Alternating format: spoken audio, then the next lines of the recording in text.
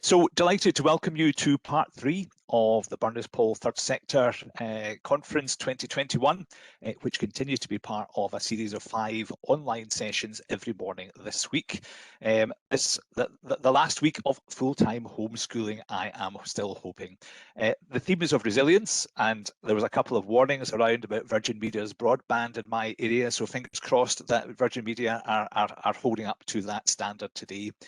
How can third sector organisations future-proof their organisations to protect against the uncertainties of the future? This morning, you are having the delight of me talking to you about alliance contracting and when that might be useful in the context of a public sector, third sector contract, and just giving some outlines about what alliance contracting is. So if you've got your virtual tea and coffee, I said I will carry on, and as I said, fingers crossed that the broadband will last through the half hour. So alliance contracting has been around in the UK for over 20 years, but recently steps have been taken to use the model in the context of public and third sectors engaging to deliver services. A notable example of this is the procurement by Glasgow City Council to establish an alliance contracting model for the delivery of homelessness services in the city.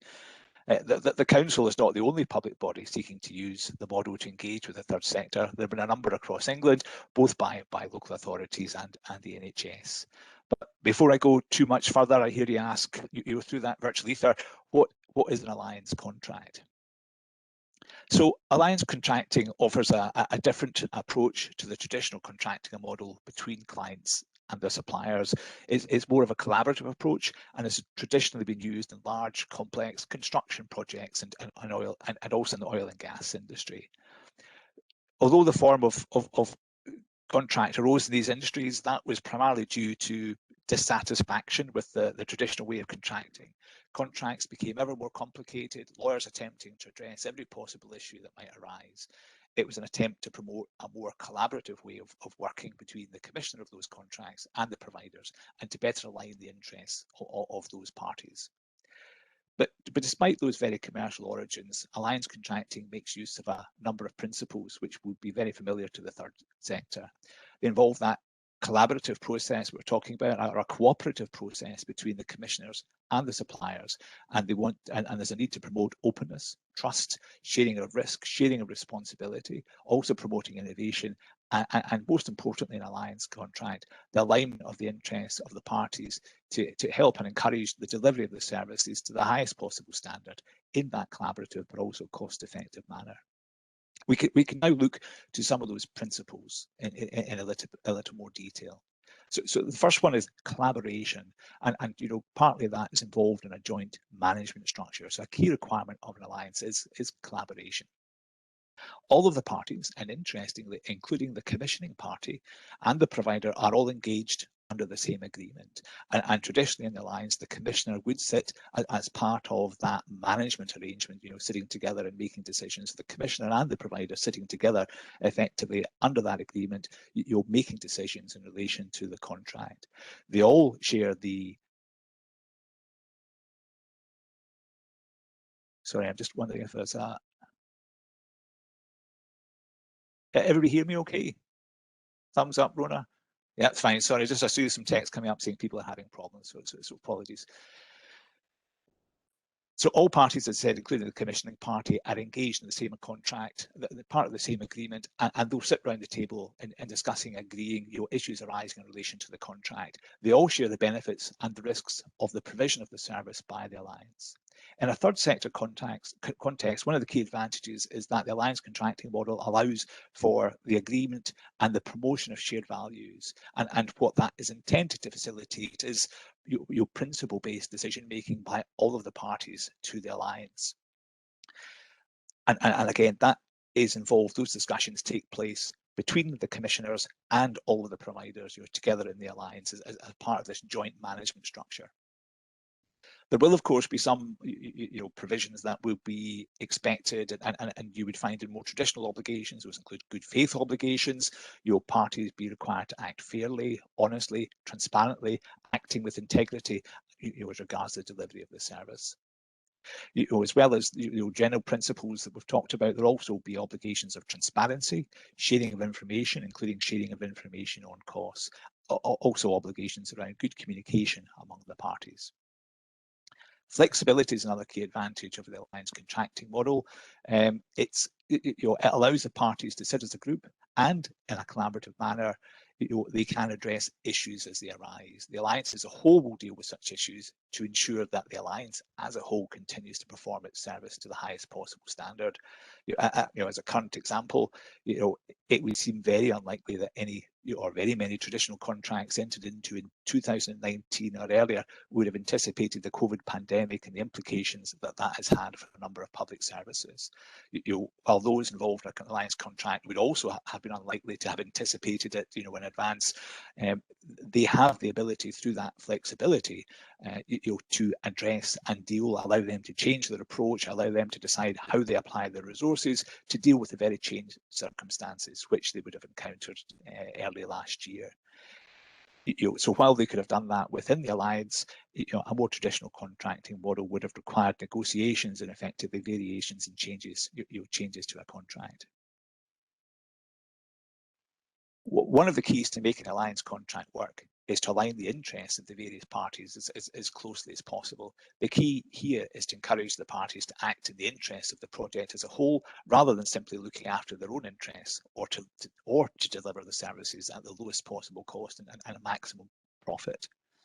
Alliance contracts would traditionally have a gain share and pain share mechanism designed to encourage good, high quality performance, service delivery, and also to discourage poor or low quality performance. Although this mechanism is seen as an essential part of the alliance contract, it does present issues for the public sector commissioning bodies seeking to establish such models through the public procurement process. Not only would they consider price to be a traditional award criterion, I suppose it's about how do you actually go about setting the parameters of that pain share, gain share mechanism to help avoid those potential super profits that might be concerned about, unduly rewarding those providers, or alternatively setting them so harshly and so punitively that you disincentivize bidders with an overly punitive mechanism. So again, there can be issues there. So what is the pain share, gain share mechanism? Under the traditional model, a local authority or NH body or other public procurement public body carries out a procurement process. It sets out what it requires. Providers will then submit their tenders and propose a price for delivering it. However, that works fine in a huge number of tenders.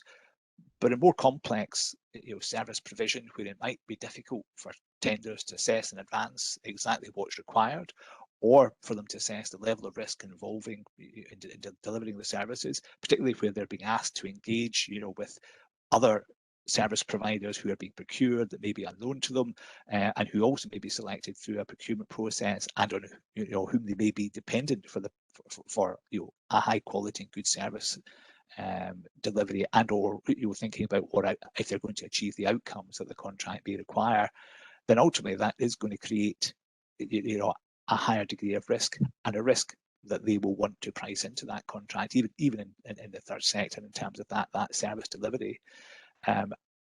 So ultimately, it's that sort of question of, is that price going to be built in into that contract? And I think the answer in a traditional model is that there will be an assessment of risk that will be built into the overall price. So a typical gain share mechanism will focus on, for example, savings to the public purse. If the public body achieves overall savings in a particular activity, which is the focus of the alliance, and that would take into account the cost of the alliance, then the savings that are actually generated, would be shared, between the public authority and the alliance.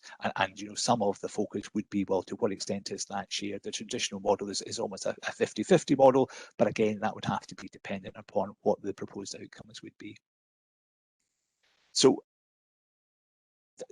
ultimately, this means that the goals and the purposes of the alliance are aligned, both in terms of delivering the high quality service, but also in reducing the overall burden to the public purse.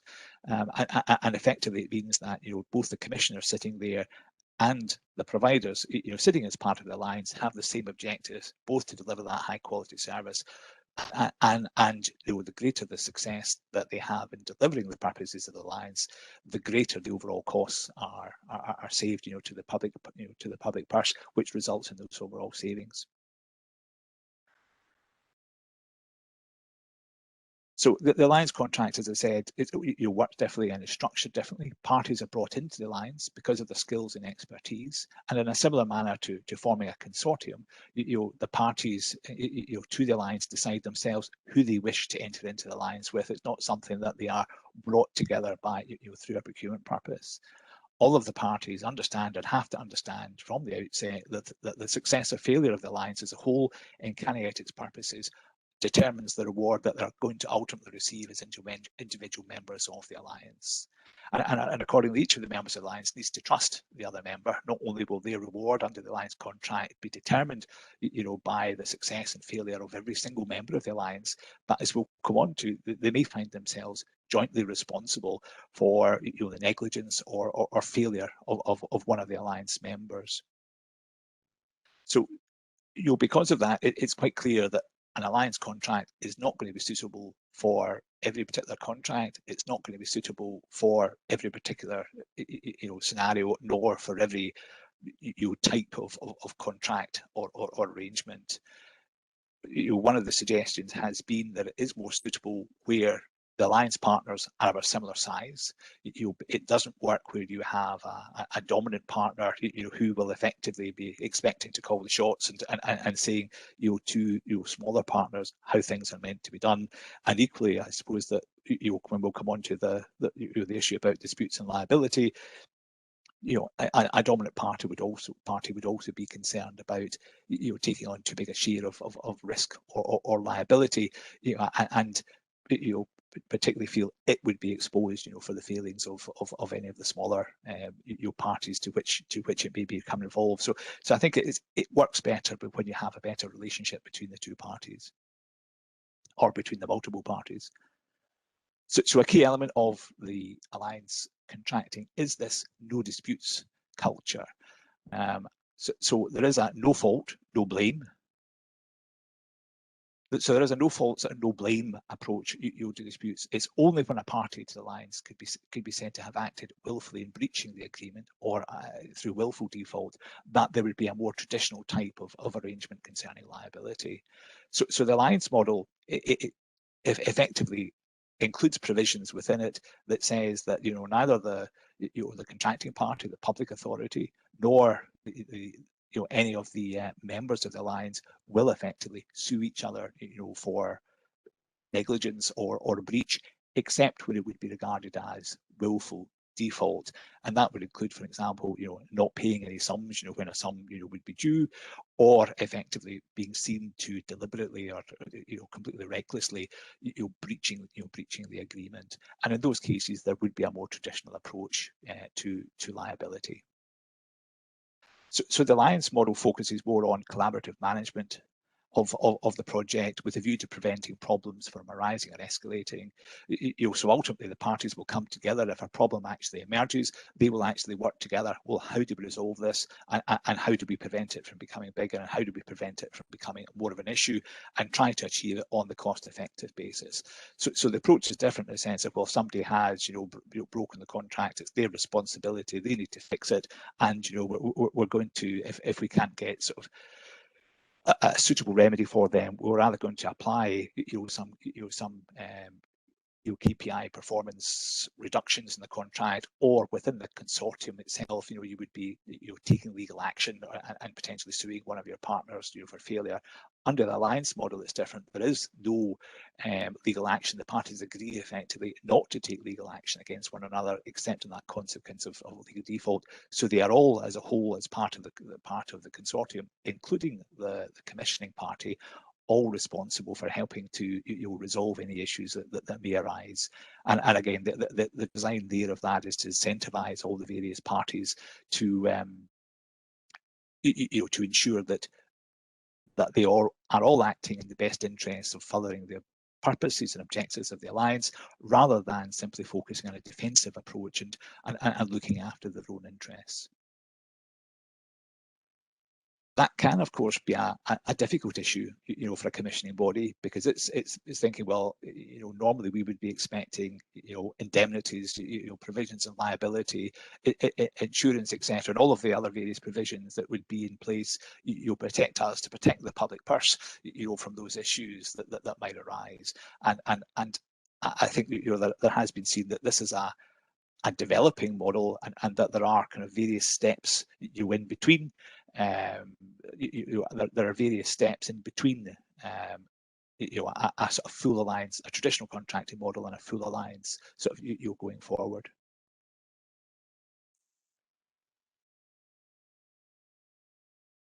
But the risks effectively of that no fault, no liability model have to be weighed up against the benefits of alliance contracting, particularly where that can be demonstrated through the provision of a higher quality, more cost-effective service to the service recipients and to the wider public. It also has implications for providers. Clearly the first one is trust. They need to trust their fellow alliance partners, and they need to be confident not just only in their own ability to deliver the services to a high standard in accordance with the requirements, but also those with their fellow partners. So how are members of an alliance selected? It's important to know that price is not intended to be a selection criterion in a procurement exercise in selecting an alliance. So I appreciate that from a procurement perspective, it is still an important and an essential requirement, but in accordance with the procurement regulations, you could have a budget effectively for the overall arrangements. So there needs to be an overall budget set for the alliance. But the way that Alliance is intended to work is that all Alliance members will receive reimbursement for their direct costs arising from fulfilling the purposes of the Alliance. There would also be an allowance, for corporate overheads, so effectively looking at sort of central HQ and effectively the cost of managing, and a little bit like the university model and research contracts, where there is an overhead cost, for use of premises, lighting, heating, etc. So as I said, those overall costs, would traditionally be reimbursed. But there is a full requirement for openness and transparency between the providers and also with the commissioning party, to ensure that every party has full visibility of the costs that are being incurred and being reimbursed. But the point here is that because those full costs are reimbursed, there is no incentives on the provider to cut corners, to save costs, and to increase profit. Effectively, it's all about focusing on delivery of that service. So the key element of the alliance contracting model is that risk and reward compensation model. The goal is to incentivise the highest possible performance of the whole alliance in achieving its objectives. It involves the setting of performance indicators and agreed outcomes, the focus of that alliance being to deliver on those overarching objectives. If the alliance doesn't meet its outcomes, then every member of the alliance is going to be affected.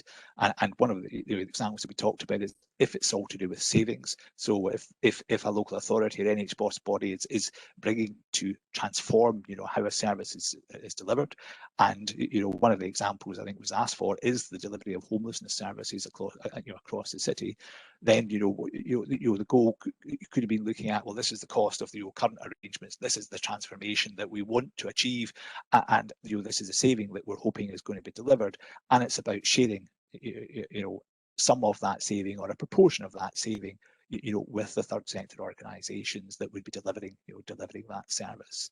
So it's not a model for every contract, and certainly not a model for the simplest of contracts.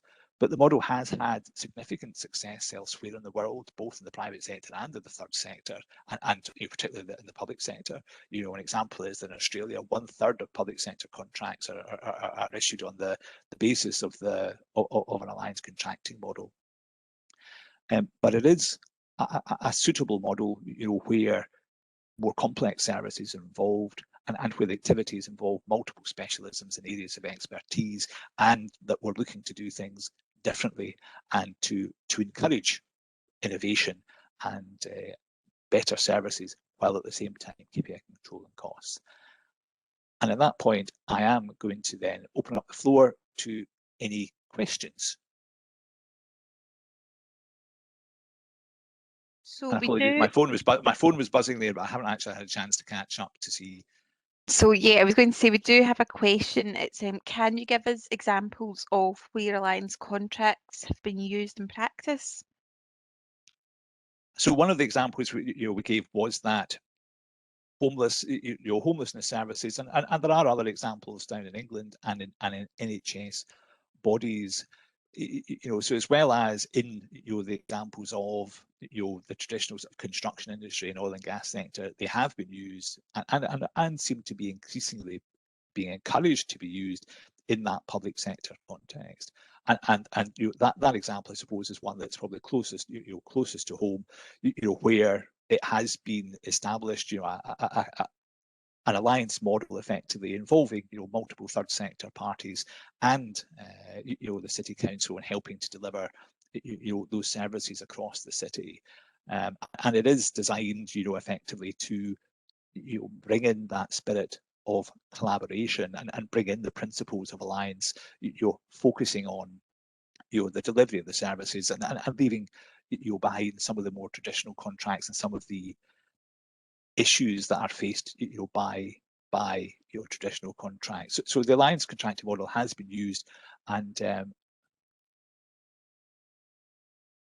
I'm just sort of trying to read the next question. Sorry, Graham, there's quite a good publication available from the Association of Chief Executives of Voluntary Organisations in England on alliance contracting, that if people were interested, they could maybe have a wee look at, because it goes into it from a community organisation point of view and looks at it from an NHS perspective as well.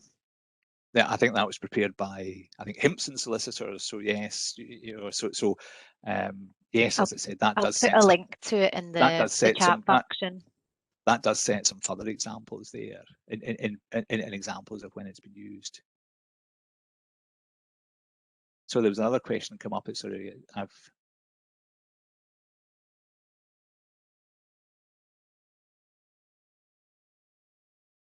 Do you have that, Graham? Does the local authority choose the partners they want to work with? Do TSOs have to bid to be part of an alliance?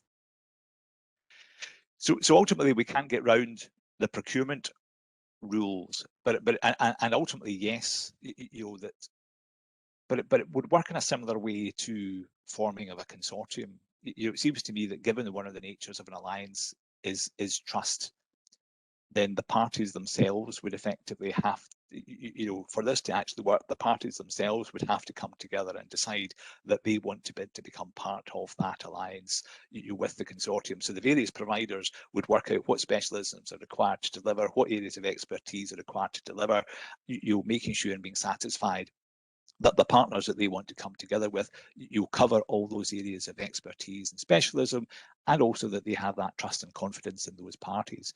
But we can't get round the procurement regulations. So the local authority would still have to carry out that procurement exercise unless there's a suitable exemption.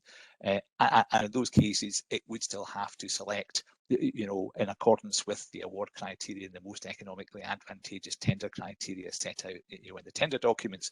But that does allow us to set a budget and to focus on quality, quality, and so price is almost taken as a given, and focus on quality in the procurement process. So yes, the authority would have to select the providers that it wants to for the alliance, but it seems to me that for it to work, that the providers can't be brought in, through the procurement exercise. They would have to decide themselves, who to partner with a view to, that as a group coming in together in the alliance. So what's the difference between this and a public sector partnership model? Well, ultimately, I suppose it's part of the same spectrum. Effectively, you've got a traditional contracting model and you've got partnering, somewhere along that spectrum. And I think the way that I see it is alliance, contracting, it is at the other end of the spectrum. It's kind of taking partnering, to the next level, in that it's that, the key elements of the sharing of the risk and reward, the no blame culture, the no liability culture, and also sort of that alignment of interests, that the parties, success, or failure in the contract as a whole, and acting together as a whole is determined, effectively by the success of all of them in achieving their outcomes, and not just individual, individual partners. There are obviously sort of, various arrangements and different types of arrangements and hybrid type arrangements that, all sort of fit within that, fit within that range. But ultimately, it's that. I think it's hitting all of those issues, particularly sort of the alignment of interest, the pay and share, gain share mechanism, the meeting of all costs, the no fault, no responsibility, no liability arrangements that set it out, and the behaviours that those encourage that distinguish the alliance contracting model, from others.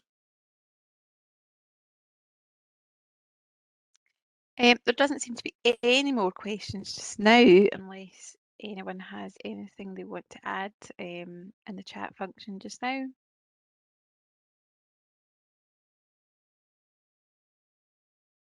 Nope, doesn't seem to be. On that note, I would like to thank everyone for joining us this morning. If you have any further information, we'll put some. This note will be made. Sorry, this video will be made available on the website. Is that right? Sorry, is it on the website or is it sent to somebody? Sorry, apologies. I don't know. It will be made available to all the people who signed up to attend the conference, and we'll find out how that's to be done. And as I said, I'm more than happy to put a summary effectively on the website of some of the issues that arise in relation to alliance contracting, and absolutely the ACVO. You note that in England that Gillian has pasted a note to is good reading. It provides a number of examples, and again sets alliance contracting in the third sector context, and about the engagement between the public authorities and your third sector, and it does seem to be a great objective to move towards. So thank you, everyone. Just to say, sure, everyone will get a copy of the video and of any slides that you used emailed to them. So anyone who signed up for this, and it will also be made available on our website. And SCVO are also putting some of the sessions on their website as well. Certainly the stuff I did on mergers the other day will be going up on the SCVO website as well. Brilliant. Okay, thank you everybody for joining us this morning, and look forward to seeing you all tomorrow morning. Great, thanks everyone. Bye-bye.